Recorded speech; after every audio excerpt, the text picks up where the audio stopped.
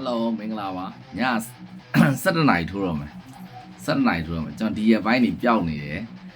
post လည်းတိတ်မတင်ပြဘူးတနေ့ကိုကျွန်တော်အတန်နဲ့ဝင်တ post 2 post လောက်ပဲတင်ပြတယ်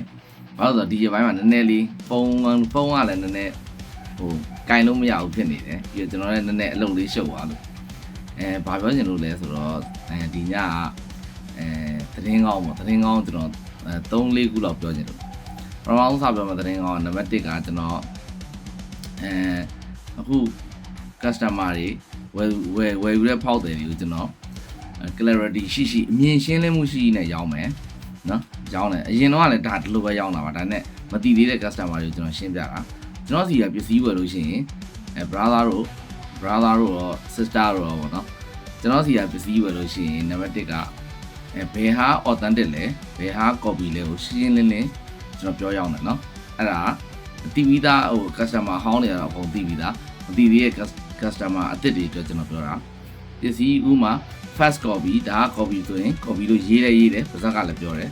authentic လို့လည်းမပြောဘူးဒီပစ္စည်းကအစ်စ်ပါ outlet ပါ authentic ပါဆိုရင်ကျွန်တော်ပါဇက်ကလည်းပြောတယ်စာနဲ့လည်းရေးပြီးပြောတယ်ဒါကကျွန်တော်ရဲ့ page ရဲ့ထူးခြားချက်နော်ကျွန်တော်ဈေးရောင်းတဲ့ပုံစံကိုရှင်းပြရနော်နောက်တစ်ခုကကျွန်တော်နောက်ပိုင်းကို outlet ပစ္စည်း authentic အစ်စ်တွေကိုဒီထက်များပို့ရောင်းဖို့ရှိတယ်copy တွေကိုလည်းဆက်ရောင်းနေမှာဒါနဲ့ authentic ကိုကျွန်တော်ဒီထက်